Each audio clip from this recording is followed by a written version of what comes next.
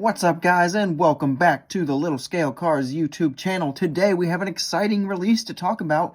It is the Hot Wheels De Tomaso Pantera. We finally got just a regular old Pantera, not the Group 4 version from Hot Wheels, so that's definitely exciting.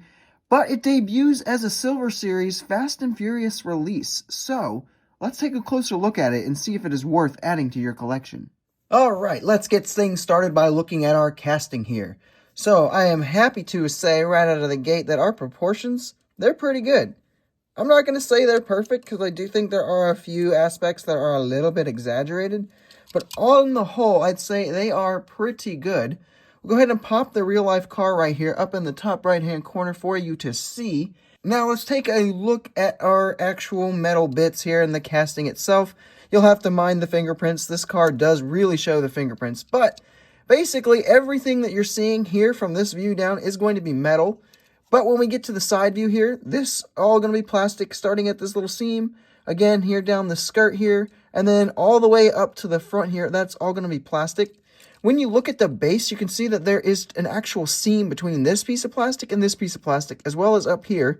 This plastic has got a seam behind that piece of plastic, which makes me think that this section of going around the outside, incorporating some of this exhaust bits and this little pieces here, these might be a piece of the interior, and that this is the actual base itself with most of the exhaust and then this little section of meshing right here. Not 100% sure how it's engineered, but it's definitely interesting. All of our body lines casted in exactly as we want. There's a door handle. These back here are there. We do get a singular mirror. These casted in up front. Headlights in the down position, looking pretty snazzy. And then just overall casting looking fairly good. For the paint and deco, we have a Fast and Furious style. So apparently this car was in the Fast and Furious movies at some point. I looked around and thought I could find it. And from what I found, the only difference is that this says Pantera GT4 and the car in the movie said GT5. That's the really only difference. But we got this kind of stealthy black with the murdered out windows look. Not my favorite look. Definitely not what I would consider a signature look for this car. But it does replicate a technically real-life car that was used in the movies. For our details, so getting started up front, since the headlights are down, there's not a lot to talk about up front, but we do get these nice reflectors here, and then like I said, this stuff is meshed in, and we get a little bit of a, I think that's where the logo would have gone right there. Moving down the sides, we do get this orange reflector here, and then we get these really cool Silver Series wheels. I personally love these wheels, but I have seen a lot of negative thoughts on these wheels, so that's there. We do get another little reflector right here. Then moving into the rear, we do get fully detailed rear, which looks nice. The taillights look great, De Tomaso logos and stuff like that, looking phenomenal. And then the exhaust here being a piece of the plastic, either interior or base, not 100% sure. Either way, though, looks pretty good overall. Moving into our roll test, it should be absolutely no surprise that it rolls extremely well.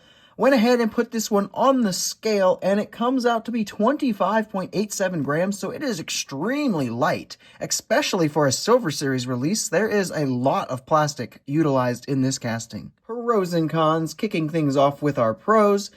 The biggest pro is that this is going to be the cheapest way to add a Pantera into your collection at the 1/64 scale point. So that is definitely a good thing to see, even though it's like the $3 price point instead of the like $125-ish price point. It's still going to be the cheapest one. The second big pro is I feel like this casting will eventually go mainline, and when it does, you'll be able to get it for the $125-ish, and you'll be able to get any color under the sun pretty much. So the mainline variants of future is the big pro, I would call it. Moving on to our cons, I would say it's more of a con with this particular release, not so much the casting as a whole, because if this casting was released in mainline, this would not be a con so much. But this being a Silver Series release, especially as its debut release, there is simply way too much plastic involved here, okay? If this section really is a bit of the interior, like that's a cool way of engineering it and everything, but then the base should have been metal. Like there's no reason for this much plastic and for this light of a vehicle in the Silver Series lineup, especially since it doesn't need the same level of front detailing as some other ones do. For some quick size comparisons, here is with some other 70s wedge cars with the Hot Wheels De Tomaso Pantera Group 4 and the Mini GT Lancia Stratus Rally.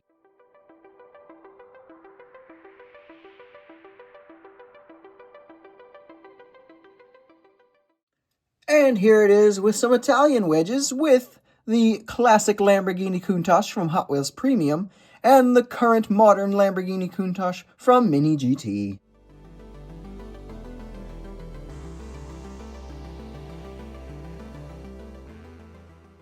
So with that out of the way, it is now time to go for the overall scores, the hype level.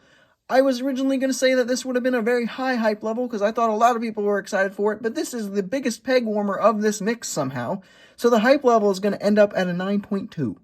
The execution, I'm going to give it a 9.3. I think the execution could have been a little higher if this had debuted as a mainline, but this being a Silver Series release, there's a few things that should have been changed. Community input. Here is what the council had to say.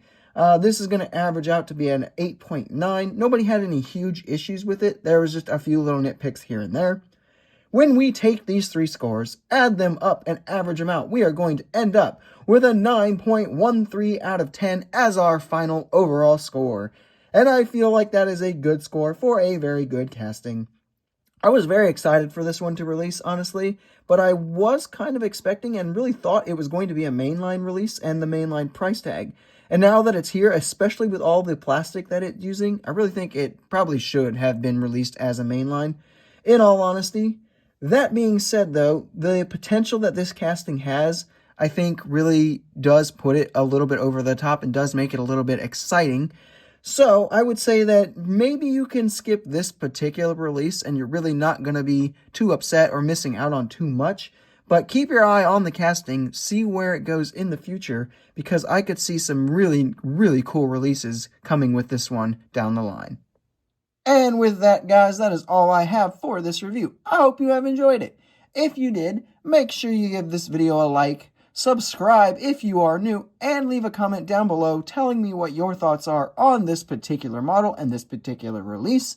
And I will see you in the next video.